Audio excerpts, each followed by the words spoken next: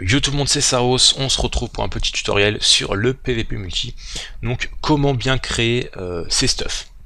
Donc tout d'abord, il faut savoir que le PVP multi, donc que ce soit le format 4 vs 4 ou 3 vs 3, est quelque chose qui est en train de prendre de plus en plus de place sur Dofus.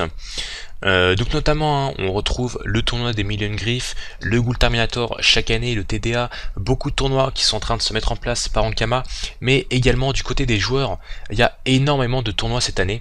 Donc dans tous les sens, que ce soit sur la bêta ou sur l'officiel, sur tous les serveurs, il y a énormément de tournois. Donc le 4 vs 4 et le 3 vs 3 avec le Coliseum interserveur.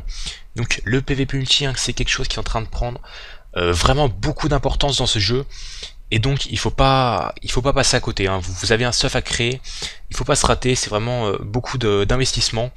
Donc le mieux c'est de prendre, c'est de se préparer avant de faire un stuff, on fait pas un stuff à la va-vite, il faut vraiment prendre certains critères en compte.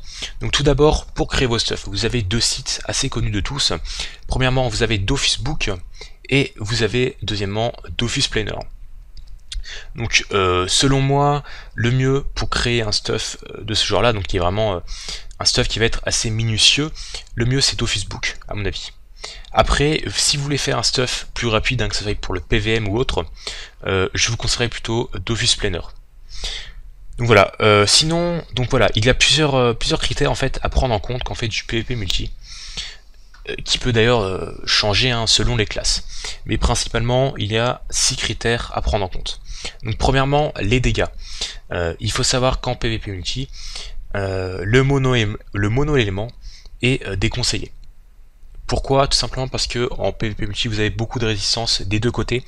Donc si vous jouez par exemple full terre, en fait vous allez vous prendre du 50% terre avec des chromes ou des Hellscardor, et au final vous avez vos dégâts divisés par deux. Donc le mieux c'est vraiment de se diversifier niveau éléments.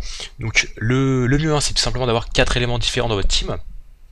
Donc par exemple eau, feu, air, terre. Vous n'êtes pas obligé d'avoir 4 personnages mono-éléments, vous pouvez avoir des personnages qui tapent par exemple un Stram qui peut taper terre, air, ou un Yop, terre, feu, etc.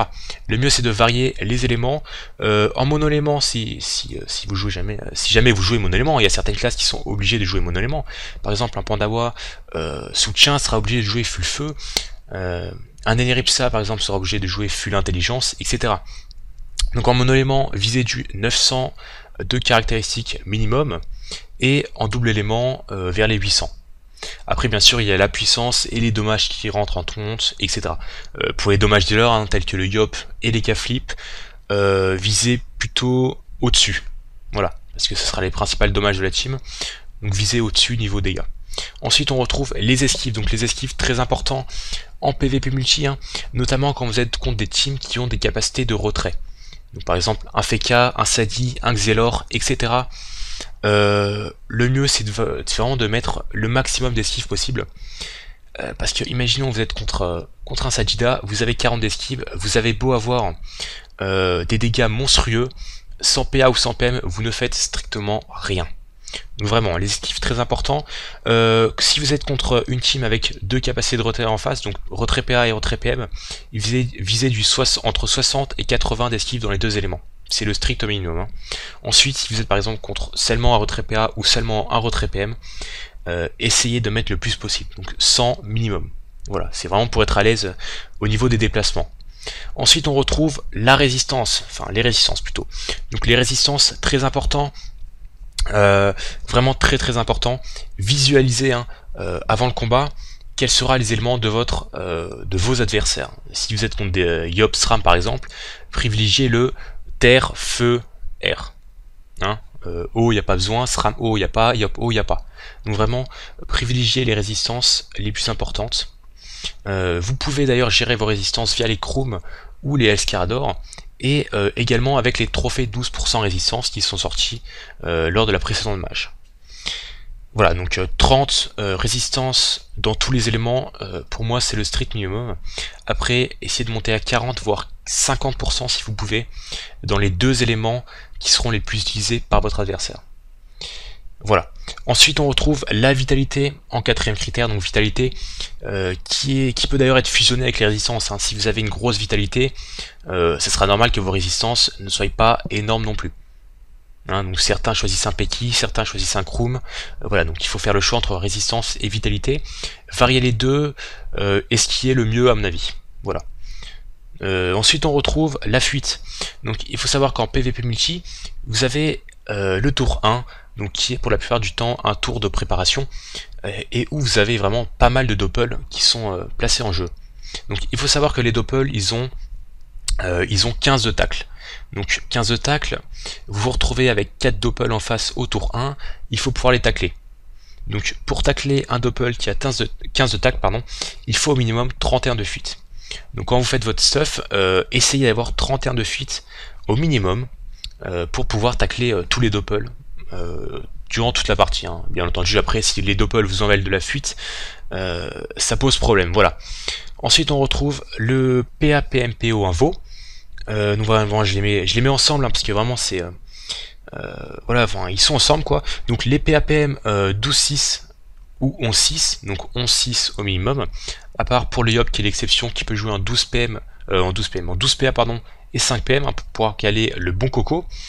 Donc voilà, donc le 5 PM sur le Yop qui est suffisant, car la plupart du temps un Yop en PvP multi se fait suivre d'un Énu, d'un Panda ou d'une autre classe qui peut lui donner des PM pour le tour de la coco.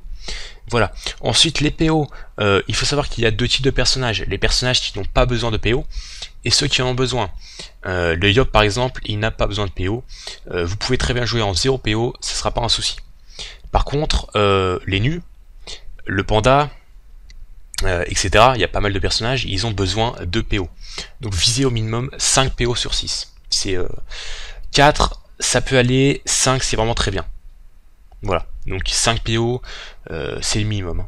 Ensuite, niveau des invocations, donc les invocations c'est surtout en début de partie, on va se mentir. Le début de partie, il y a vraiment beaucoup d'invocations qui sont spam des deux côtés. Et vers la fin, c'est plus trop ça. Donc niveau invocation, visez 3 invocations pour être à l'aise. Bien sûr, si vous n'êtes pas une classe telle que Osamodas ou Sadida qui ont besoin d'invoquer.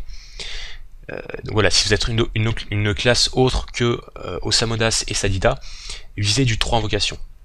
Après, 2 invocations, c'est mieux d'en avoir 3, mais 2, ça fait l'affaire également. Voilà. Donc j'ai un peu tout dit, c'est les 6 critères à prendre en compte, donc dégâts, esquive, résistance, vitalité, fuite, et puis les PAPMPO Invo. 6 critères différents. Donc bien sûr, vous ne pourrez pas respecter le minimum sur ces 6 critères lorsque vous créez votre équipement. Donc il faudra choisir selon votre classe lesquels vous devez privilégier en premier et lesquels vous pouvez laisser un petit peu de côté. Voilà. Donc j'espère que ce tutoriel vous aidera pour la création de vos futurs stuff.